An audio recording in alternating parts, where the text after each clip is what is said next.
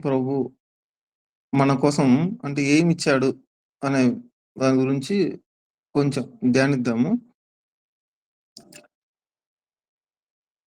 యో యోహాను సువార్త 10వ అధ్యాయము 28వ వచనంలో, "నేను వాటికి నిత్యజీవం నిచ్చుచున్నాను గనుక అవి ఎన్నటికిని నశింపవు.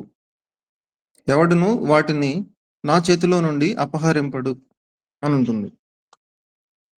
ఈ మ జనరల్‌గా అయితే ఆహ్, దేవుడిని నమ్మిన వారిని దేవుడు మన కోసం ఏమిచ్చాడు అని అడిగితే రెఫరెన్స్ ఏం తీయకుండానే మామూలుగా జనరల్‌గా నోటికి వస్తాయి. అన్నీ చెప్తారు గదా! దేవుడు మనకు తన తన రూపాన్నిచ్చాడు, తన శ్వాసనిచ్చాడు, తన జ్ఞానాన్నిచ్చాడు, ఆత్మనిచ్చాడు, ప్రాణాన్నిచ్చాడు, నిత్య జీవాన్నిచ్చాడు, నిత్యమైన నివాసాన్నిచ్చాడు. ఇట్లా చాలా చెప్తా ఉంటాం. అయితే ఆహ్, యేసుక్రీస్తు ప్రభువారు బోధించిన సందర్భంను వివరించుకుంటూ, ఆయన మన కోసం ఏమిచ్చాడో, ఏమిస్తాడో ఆయనే ఒక ఉదాహరణగా ఉపమానం చెప్తూ బోధిస్తాడనమాట. ఈ అధ్యాయంలో యోహాను సువార్త 10వ అధ్యాయంలో 9వ అధ్యాయం, 10వ అధ్యాయం ఈ 2 అధ్యాయాల్లో చదివితే అంతా ఒకే సీక్వెన్స్‌లోనే వెళ్తూ ఉంటుంది. యేసుక్రీస్తు ప్రభువారు ఒక గుడ్డివాడిని పుట్టుకతో గుడ్డివాడిని స్వస్థపరిచినప్పుడు అక్కడ చాలా సంగతులు జరుగుతా ఉంటాయన్నమాట. ఆ సందర్భంలో యేసుక్రీస్తు ప్రభువారు తన శిష్యులతో మాట్లాడుతూ ఆహ్, ఉపమానాలు, సంగతులన్నీ చెప్తూ ఉంటారు. అక్కడ యూదులు, పరిసయ్యులు, ప్రజలు అందరూ చాలా మందుంటారు. వాళ్ళు గూడా వింటా ఉంటారు ఈ విషయాలన్నీ. అయితే యోహాను సువార్త 10వ అధ్యాయము 9వ వచనంలో,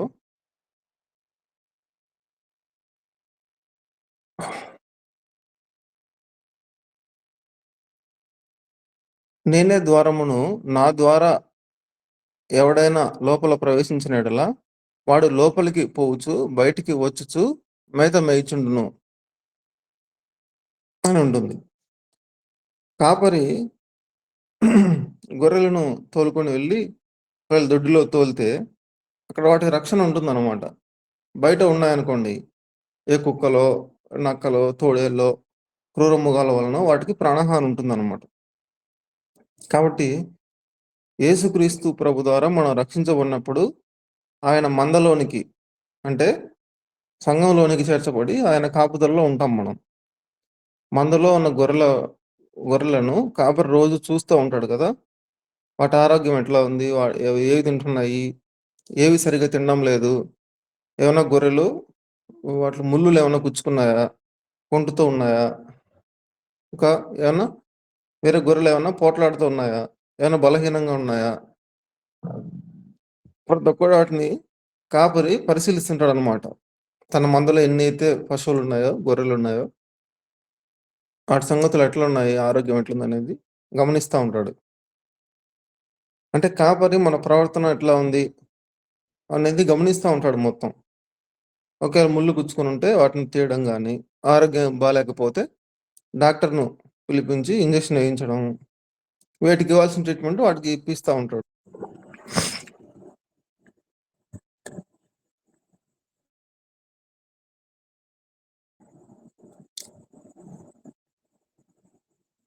కనిపిస్తుంది గదన్నా!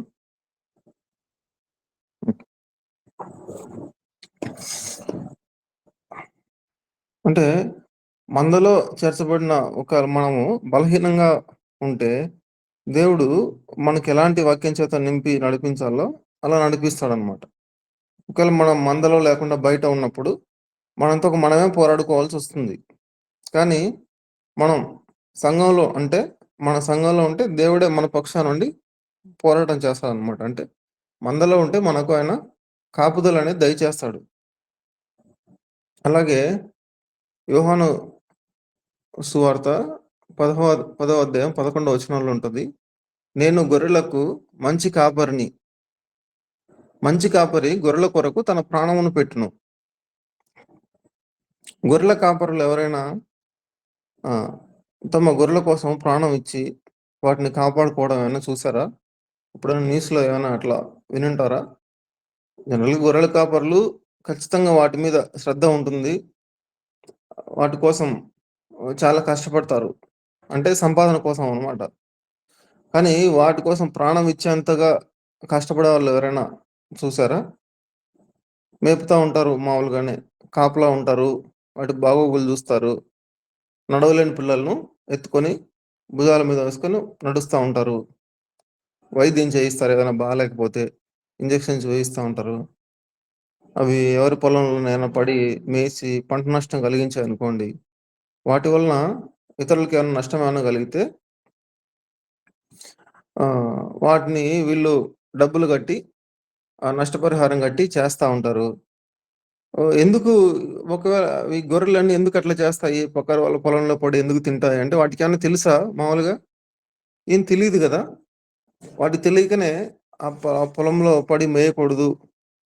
అలా చేయకూడదు. అది తప్పు అనే విషయం వాటికి తెలీదనమాట. తెలియక అట్లా చేసి అవి పనిష్మెంట్ తెచ్చుకుంటా ఉంటాయి.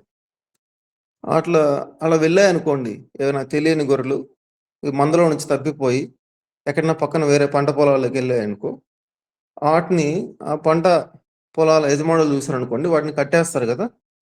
కట్టేసి ఏదైనా నష్టపరిహారం కట్టించి విడిపించుకోవాలి. లేదు కొంతమంది దొంగలైతే వాటిని కట్టేసి పొద్దున్నే కల్లా వాటిని కోసుకొని తినేస్తారు.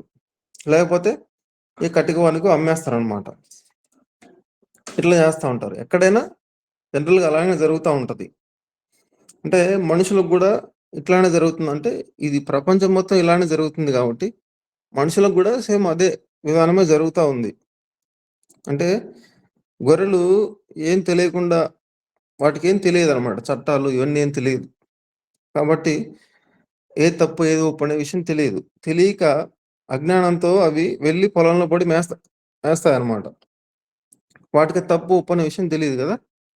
అలాగే మనుషులు గూడా దేవుడు విధించిన కట్టడలు, ఆజ్ఞలు తెలుసుకోకుండా, చెప్పినా వినకుండా అలా వెళ్లి నశించిపోతూ ఉంటే, వారు చేసిన తప్పులకు, పాపాలకు వారికి శిక్ష విధింపబడాల్సుంటే, వారు బందీలోనికి, చెరసాలలోనికి అంటే సాతాను వాడిని చెరగొని పోవాల్సుండగా, వాడు నరకంలో పడాల్సి ఉంటుండగా, కొందరిని వారు చేసే క్రియల మూలంగా వారిని ఆల్రెడీ సాతాను చెరలోనే ఉంచుకొని ఉండగా, గొర్రెలను ఏ విధంగా అయితే కట్టేస్తారో, కొంతమంది దొంగ యజమానులు, పొలాల యజమానులు, అలాగా సాతాను గూడా ఈ లోకంలో ఉన్న మనుషులు తెలియక చేసిన పాపాలకు కూడా వాని చెరలో తెలియక అది తప్పు అనే విషయం తెలియక అక్కడికి పోయి, అక్కడే బందీలై ఉన్న వారికి అటువంటి గొర్రెలను విడిపించడం కోసం, వాటిని విడిపించడం కోసము కరుణామయుడైన మన దేవుడు ఆయన చూస్తూ ఉండలేదనమాట. ఆయన మంచి గొర్రెల కాపరి కాబట్టి, తన గొర్రెలను విడిపించడం కోసము దేవుడు విమోచన క్రయధనంగా ఏమిచ్చాడు? తన ప్రాణం సహా ఇచ్చాడనమాట. మంచి గొర్రెల కాపరి తన ప్రాణం ఇస్తాడని చెప్తాడు కదా దేవుడు. అలాగా ఇక్కడ మన కోసం తన ప్రాణాన్ని దేవుడు బలిగా అర్పిస్తాడు. ఇక్కడ యేసుక్రీస్తు ప్రభువారు ఉపమానంగా గొర్రెల గురించి మాట్లాడుతున్నాడు గానీ, ఆ విషయాలు శిష్యులకు అర్థం కాలేదనమాట. కాబట్టి ఆ 10వ అధ్యాయంలోనే 7వ వచనం నుంచి వాటికి అర్థం వివరిస్తా ఉంటాడనమాట. యేసుక్రీస్తు ప్రభువారు తన ప్రాణం ఇచ్చి లోకంలో బంధించబడి ఈ లోక పాపంలో బంధించబడి ఉన్న వారిని, పాపంలో చిక్కుబడి ఉన్న మనలను విడిపించి తన వారసులుగా చేసుకున్నాడనమాట. అదే అదే ఉంటది. రోమా పత్రిక 8వ అధ్యాయం 16వ వచనంలో మనము దేవుని పిల్లలమని ఆత్మ తానే మన ఆత్మతో కూడా సాక్ష్యం ఇచ్చుచున్నాడు. సేమ్ అలాగే ఉంటది. ఇంకొక దాని సపోర్టివ్‌గానే 1 యోహాను 3వ అధ్యాయం 1 వచనంలో గూడా మనము దేవుని పిల్లలమని పిలువబడినట్లు తండ్రి మనకెట్టి ప్రేమను అనుగ్రహించినో చూడుడి. మనము దేవుని పిల్లలమే. ఈ హేతువు చేత లోకము మనలను ఎరుగదు. ఏలయనగా అది ఆయనను ఎరుగలేదు. ఇలాంటి వచనాలు ఇంకా ఉంటాయి బైబిల్‌లో. మనం సందర్భానుసారంగా ఈ 2 చూసుకున్నాం. అంటే మనము జీతగాళ్ళం కాదనమాట. ఆయన వారసులం. జీతగాళ్ళు తోడేళ్ళు రావడం చూసి పారిపోతారు. కానీ మంచి కాపరి ఏం చేస్తున్నాడంటే గొర్రెల కోసము తన ప్రాణం ఇవ్వడానికి గూడా సిద్ధపడుతున్నాడనమాట. మనము ఒకవేళ మంచి కాపరి వారసులమైతే, ఆ గొర్రెలు మనవే అంతే గదా! ఆయన వారసులం మనం అయినప్పుడు, ఆయన ఆస్తి ఏదైతే ఉంటో మనం గూడా ఆయన ఆస్తికి ఆస్తికర్తలం అవుతాం. ఆహ్, ఆ మంచి కాపరి గొర్రెల కోసం ఏ విధంగా అయితే ప్రాణం పెట్టాడో, మనం ఆయన కుమారులమైతే, మనం ఆయన ఆస్తికి వారసులమైతే, మనం ఆయన వారసులమైతే, ఆయన పిల్లలమైతే, ఖచ్చితంగా మన మీద గూడా ఆ మందను చూసుకోవాల్సిన బాధ్యత ఉంటుంది. ఆ మంద మీద బాధ్యత మనకు ఉంటుందన్నమాట. వాటి కోసము మనం ప్రాణం గూడా అర్పించడానికి సిద్ధపడవలసిన వారంగా ఉన్నాం. అదే వచనం ఉంటుంది. యోహాను సువార్త 10వ అధ్యాయం 12వ వచనంలో, "జితగాడు గొర్రెల కాపరి కాడు గనుక గొర్రెలు తనవి కానందున తోడేలు వచ్చుట చూచి గొర్రెలను విడిచిపెట్టి పారిపోవును. తోడేలు ఆ గొర్రెలను పెట్టి చెదరగొట్టును." జీతం కోసం పనిచేసే జీతగాడిగా ఉన్నామనుకోండి. మనము ఉంటే ఒకవేళ ఆ జీతగాడు మందను సరిగ్గా చూసుకోడు. వాటి బాగోగులు పట్టించుకోడు. ఆ మందను దొంగగా అమ్ముకోవడం గానీ, మందను కోసుకొని తినడం కానీ, దాని మీద పడి ఏదో ఆశించడం గానీ, ఏదో తిందామనుకోవడము, కష్టం వచ్చినప్పుడు మాత్రం జీతగాడు మాత్రం మందను వదిలేసి పారిపోతాడు. అయితే మీరు ఆయన కుమారులు గాని, కుమార్తెలు కాదా? ఆయన కుమార్తెలు గాని, కుమార్తెలు గాని అయితే, మనం ఆ మందకు కాపరులుగా పెట్టి ఉంటే, మంద బాగోగులు చూసుకోమని అప్పగించి ఉంటే, మనం కూడా ఆ మంద కోసం ప్రాణాలు అర్పించాల్సిన వారంగా ఉంటున్నామనమాట. మందలో చేరకుండా ఈ బయట ఉన్న గొర్రెల కోసము దేవుడింకా ప్రయత్నాలు చేస్తున్నాడనమాట. యోహాను సువార్త 10వ అధ్యాయం 16వ వచనంలో ఉంటుంది. "ఈ దొడ్డివి కాని వేరే గొర్రెలను నాకు కలవు. వాటిని కూడా నేను తోలుకొని రావలెను. అవి నా స్వరము వినును. అప్పుడు మంద ఒక్కటియు, గొర్రెల కాపరి ఒకడును అగును." ఒకవేళ చెవిటి గొర్రెలాగా ఉంటే పిలిస్తే వినిపిస్తుందా? ఒక మందలో ఒక 100, 200 గొర్రెలున్నాయనుకోండి. కాపరి వాటిని చూసుకుంటాడు. ఆయన మన ప్రధాన కాపరి గదా! అంటే ఎన్ని ఉన్నా ఈ లోకంలో ఎన్ని లక్షల, కోట్ల మంది ఉన్నప్పటికి గూడా అందరిని ఆయన గమనించగలడనమాట. కానీ ఇక్కడ ఏమైతుందంటే ఆయన పిలుస్తున్నా గూడా ఎవరి ఇష్ట ప్రకారం వాళ్ళెళ్తున్నారనమాట. అంటే కాపరి పిలుస్తున్నా వినిపించనట్లు మాకేం వినిపించలేదన్నట్లు బయట ఉన్నారు లోకంలో. సువార్త ప్రకటించబడుతున్నా గూడా ఈ మందలో చేర్చబడిన వారికి మాకు కాదు చెప్పేది. మాకు కాదు సువార్త అది ఎవరికో. ఆ సువార్త గొర్రెలకు. మాకవసరం లేదు. మేము లోకంలో బలవంతులము. మాకు రక్షణ అవసరం లేదు. కాపుదల అవసరం లేదు. అనేవాళ్ళు చాలా మందున్నారనమాట. ఈ దొడ్డివి కాని గొర్రెలవన్నీ. బయట ఉన్నాయి. నా స్వరము వినును అంటున్నాడు దేవుడు. స్వరం విన్నవారు వచ్చి మందలో చేరుతున్నారు. వినకుండా పెడచెవి పెట్టి కావాలని తప్పించుకొని తిరిగేవాళ్ళు, లోకంలో ఇంకా గడపాలనుకునేవారు చాలా మందున్నారనమాట. కాబట్టి దేవుడు వాటి గురించి ఏం జెప్తున్నాడో చూడండి. యెషయా గ్రంథము 30 అధ్యాయం 9వ వచనంలో, "వారు తిరుగుబాటు జనులు, అబద్ధమాడు పిల్లలు, యెహోవా ధర్మశాస్త్రము విననొల్లని పిల్లలు." అలాగే ప్రకటన గ్రంథము 3వ అధ్యాయం 20వ వచనంలో, "ఇదిగో నేను తలుపునొద్ద నిలుచుండి తట్టుచున్నాను. ఎవడైనను నా స్వరము విని తలుపు తీసిన యెడల నేను అతని యొద్దకు వచ్చి అతనితో నేనును, నాతో కూడా అతడును భోజనము చేయుదుము." ఆయన దొడ్డిలోనివి కాని గొర్రెలను ఆయన పిలుస్తూ ఉన్నప్పటికీ, అవి వినిపించినట్లుగా ఉన్నాయి. ఒకవేళ మనము ఇప్పుడు ఆయన మందలో, దొడ్డిలో ఉన్నాం. ఆయన సంఘంలో ఉన్నాం. ఒకప్పుడు మనం బయటుండేవాళ్ళం అన్నమాట. ఆయన స్వరము ఆయన మనల్ని పిలిచాడు. మనం ఎక్కడో బయట నశించిపోయేవాళ్ళం. హ్మ్. అలాగ ఉన్నప్పుడు మనల్ని ఆయన పిలిచాడు. మనము మన కాపరి స్వరం గుర్తుపట్టాం కాబట్టి, మనం ఆయన కాపుదలలోకి, ఆయన దొడ్డిలోనికి, ఆయన మందలోనికి, సంఘంలోనికి చేరి వచ్చామనమాట. అంటే మనలాగా ఇట్లా బయట తిరిగేవాళ్ళు, మనతో పాటు ఉన్న మన సహోదరులు వాళ్ళందరూ అలాగే బయటే ఉన్నారు. వారందరినీ కూడా లోపలికి సురక్షితమైన ప్రాంతంలోనికి కాపుదలలోనికి తీసుకురావాలని ఆయన మానకుండా ప్రయత్నం చేస్తా ఉన్నాడనమాట. నీ కాపరి స్వరము నువ్వు తెలుసుకోలేకపోతే, పిలిచేది నీ కాపరేనా కాదా, బయటివాడా అనేది విషయం మనకు తెలీదు గదా! అలాగా సువార్త ప్రకటించబడుతున్నా గూడా ఎందుకు చాలామంది ఇట్లా మందలో చేరకుండా బయట ఉన్నారు అనంటే, ఆ విషయాలు గూడా చాలా ఉంటాయి బైబిల్‌లో. వారు మంద చెవులు కలవారు అని ఆ! వారికి సువార్త వినిపించదనమాట చెప్తున్నా గూడా. మీరు వినుమట్టుకు విందురు గాని, గ్రహింపనే గ్రహింపరు అని గూడా అంటాడు యేసుప్రభు ఒకసారి. అంటే ప్రకటించబడుతున్న సువార్త కానీ చెప్పబడుతున్న వాక్యం గాని చాలామంది వింటుంటారు. కానీ దాన్ని గ్రహించుకోలేరనమాట. వాటిని ఆ స్వరము ఎవరిది అనే విషయం వాళ్ళు గుర్తుపట్టలేరు. యోహాను సువార్త 10వ అధ్యాయం 4వ వచనంలో ఉంటుంది. మరియు అతడు తన సొంత గొర్రెలన్నిటిని వెలుపలికి నడిపించినప్పుడెల్లా వాటికి ముందుగా నడుచును. గొర్రెలు అతని స్వరం ఎరుగును గనుక అవి అతడిని వెంబడించును. ఇది చూడండి, ఇక్కడ ఆ పశువులకు ఎక్కడ ఉన్నాడు వాటి కాపరి? వెనక పక్కున్నాడు గదా! ముందు లేడు. ఇక్కడ వెనక వైపునే ఉన్నాడు.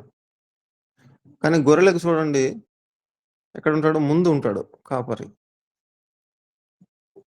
ఒకవేళ ఎక్కువ సంఖ్యలో ఉంటే వెనక వైపు నుంచి కూడా ఎవరన్నా కాపలా చూసుకుంటూ వస్తారు గానీ, ఎక్కడైనా గొర్రెలు మిగిలిపోయా కుంటివ గొర్రెలు, ముసలి గొర్రెలు ఇలాంటివి ఉంటాయి గాబట్టి, వాటి కాపలా కోసం ఉంటారేమో గానీ, గొర్రెలకు మాత్రం ఎప్పుడు ముందు నుంచే కాపరి ముందు నడుస్తా ఉంటే, వెనకాల గొర్రెలొస్తుంటాయన్నమాట. అదే వేరే పశువులకైతే మాత్రం వాటిని వెనక వైపు నుంచి ఇలా తోలుకుంటూ వెళ్తా ఉండాలి.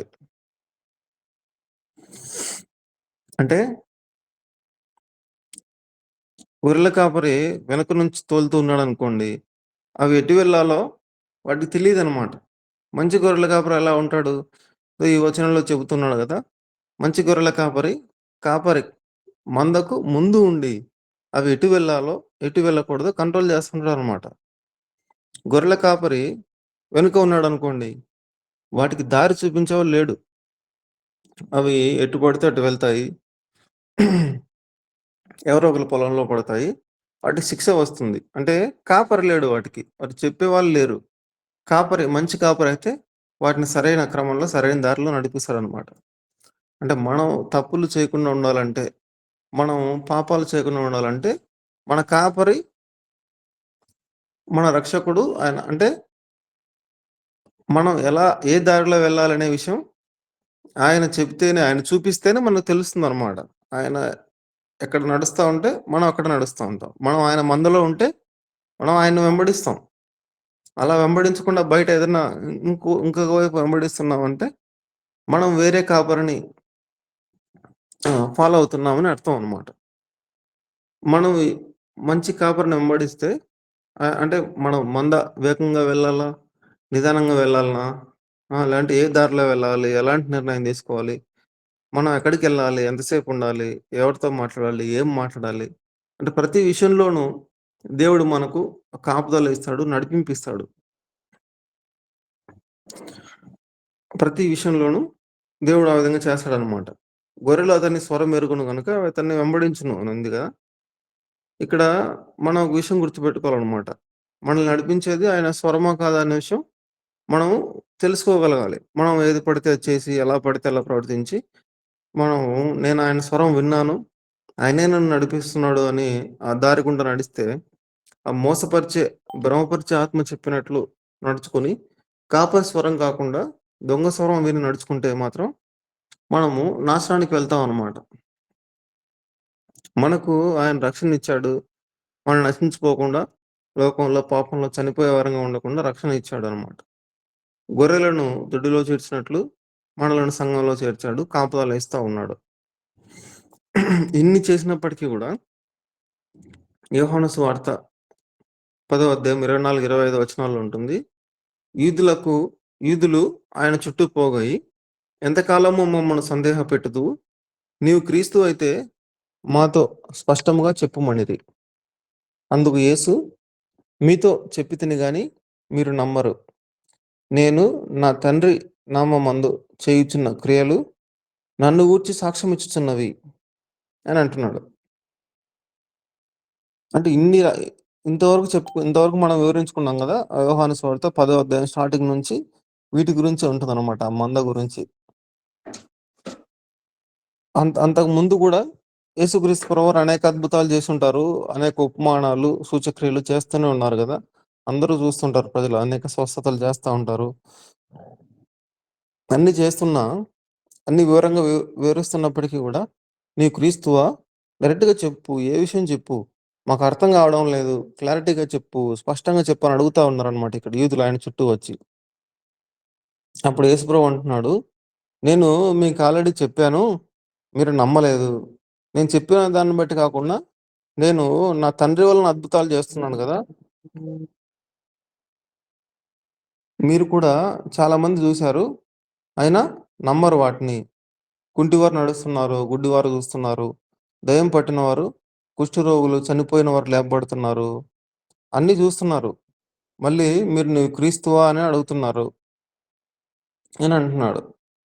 ఆయన స్వరంను వారు గుర్తుపట్టలేకున్నారనమాట. వారి రక్షకుడు స్వరం. క్రి వారి రక్షకుడు జన్మిస్తాడనే విషయం వారికి తెలిసినప్పటికీ, ఆయన స్వరం ఏంటి, ఎలా ఉంటదనే విషయం వారు గుర్తుపట్టలేకపోతున్నారు. కాపరి స్వరాన్ని వీరు గుర్తుపట్టలేకపోయారనమాట. ఈ అధ్యాయంలో గొర్రెల గురించి ఉపమానం యేసుక్రీస్తు ప్రభువారు చెప్పేటప్పుడు అక్కడ మామూలుగా చదువుకుంటే ఉంటుంది. అక్కడ శిష్యులుండారు, శాస్త్రులున్నారు, యూదులున్నారు, ప్రజలందరూ ఉన్నారనమాట. కానీ ఎవరికీ అర్థం కాలేదు ఆ విషయాలన్నీ.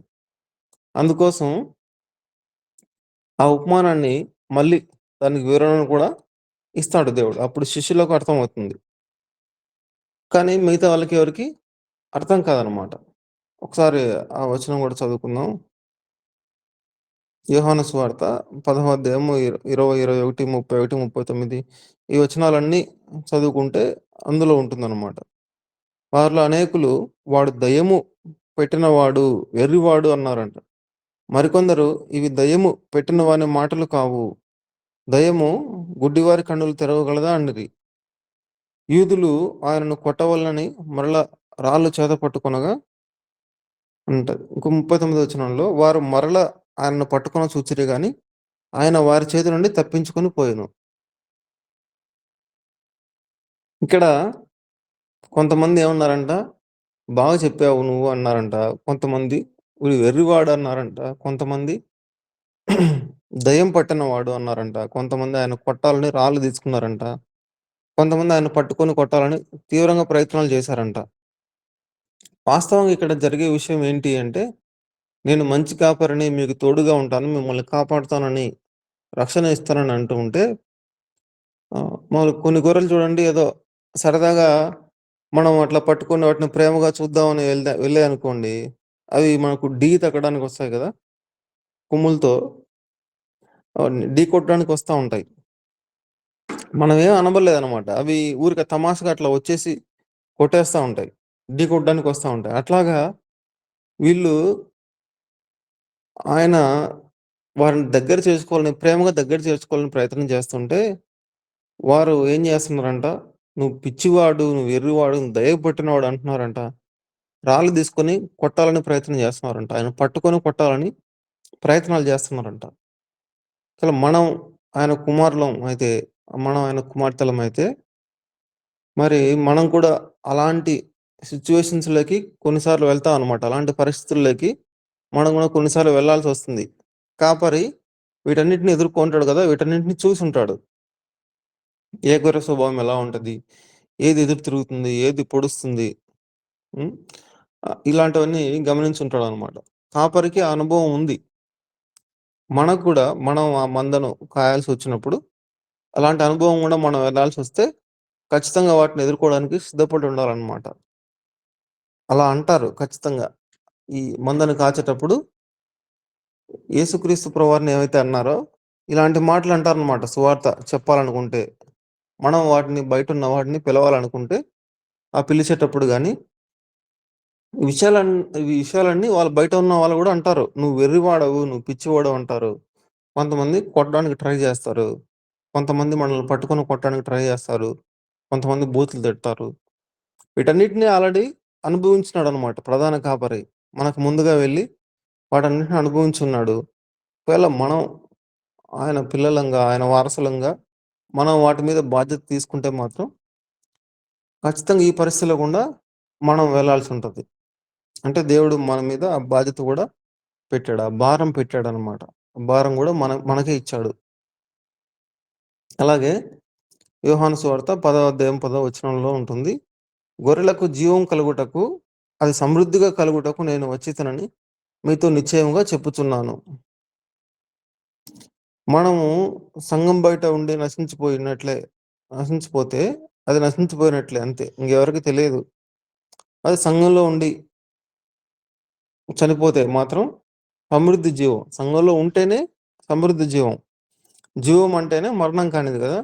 మరి సమృద్ధి జీవం అంటే అది శాశ్వతం అన్నమాట. ఎటర్నల్. శాశ్వత జీవితం. శాశ్వతంగా ఆయనతో పాటే ఉంటామన్నమాట.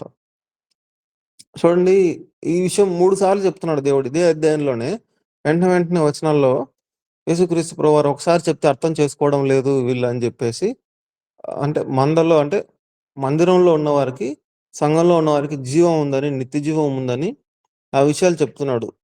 అదే యోహాను సువార్త 10వ అధ్యాయం 10వ వచనంలో గొర్రెలకు జీవం కలుగుటకు, అది సమృద్ధిగా కలుగుటకు నేను వచ్చితినని అంటున్నాడు. అలాగే 28వ వచనంలో గూడా నేను వాటికి నిత్య జీవమునిచ్చుచున్నాను గనుక అవి ఎన్నటికిని నశింపవు. ఎవడునూ వాటిని నా చేతిలో నుండి అపహరింపడు. కాబట్టి దేవుడు మనకు నిత్య జీవం ఇస్తున్నాడంట. సమృద్ధి జీవం ఇస్తున్నాడు. నిత్య జీవం ఇస్తున్నానని 3 సార్లు మరీ చెప్తున్నాడు. మొదటిసారయితే శిష్యులకు యోహాను సువార్త 10వ అధ్యాయంలో ఉంటుంది. మొదటి 6 వచనాలు చదువుకున్నారంటే శిష్యులకు ఉపమాన రీతిగా చెప్తాడు. గొర్రెలకు నేను మంచి కాపరిని ఎలాగనేది ఉపమాన రీతిగా చెప్తాడు. అది వాళ్ళకి అర్థం కావడం లేదని జెప్పేసి రెండోసారి వాళ్ళందరికి గూడా బోధిస్తాడు. రెండోసారి బోధించినప్పుడు శిష్యులకు మాత్రం అర్థమవుతుందనమాట. మిగతా వాళ్ళు అర్థం చేసుకోలేకపోయారు. కొట్టాలనుకున్నారు గానీ, శిష్యులకు మాత్రం అర్థం చేసుకున్నారు. కానీ ఇక్కడ మనకు 3 సార్లు చెప్తున్నాడు చూడండి. మీకు జీవం మనకు ఇవ్వబోయేది. మీకు జీవం ఇస్తాను, సమృద్ధిగా జీవం ఇస్తాను, నిత్య జీవం ఇస్తానని 3 టైమ్స్ చెప్తున్నాడు. అంటే కనీసం అప్పుడైనా వాళ్ళు అబ్జర్వ్ చేస్తారు, చూస్తారు, తెలుసుకుంటారనే విషయం మన కోసం దేవుడు అన్ని సార్లు రాయించాడనమాట ఒకే మాట. కాబట్టి ఆహ్, ము మనం గ్రహిస్తారనే విషయమే అందుకోసం ఆయన అన్ని సార్లు రాయించున్నాడు. ఈ యోహాను సువార్త 10వ అధ్యాయము 6, 7 వచనాల్లో ఆహ్, ఈ సాదృశ్యము యేసు వారితో చెప్పెను గాని, ఆయన తమతో చెప్పిన సంగతులెట్టివో వారు గ్రహించుకొనలేదు. కాబట్టి యేసు మరలా వారితో ఇట్లనెను. వాళ్ళు అర్థం చేసుకోవడం లేదు గాబట్టే, ఆయన మళ్ళీ వాళ్ళకు చెప్పాల్సొచ్చింది. ఎక్స్‌ప్లెయిన్ చేయాల్సొచ్చిందనమాట.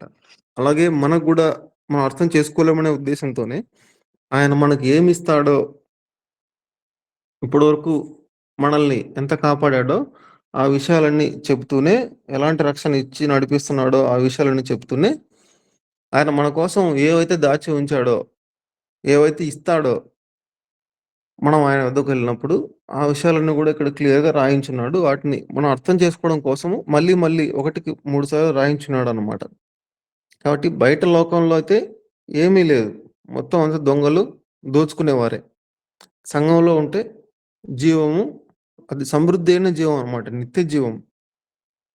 మన కాపరి మనకు సరిపోయినవాడు కాబట్టి, బయట దొంగలను, దోచుకునేవారును కాబట్టి, మనం దేవుడు మన కోసం ఏమిచ్చాడో, ఏమిస్తానంటున్నాడో ఆ విషయాలు మనం గ్రహించుకుంటే, మనము ఆయన సన్నిధిలో, ఆయన సంఘంలో నిలిచి, ఆయన వారసులంగా ఆయన కష్టపడినట్టు పనిచేసి, ప్రాణం గూడా ఇవ్వాల్సిన వారంగా ఉంటున్నామనమాట సంఘం కోసం. ఇది ఈరోజు మనం ధ్యానించుకునే అంశము. ప్రభు ఈ మాటలు దీవించునుగాక.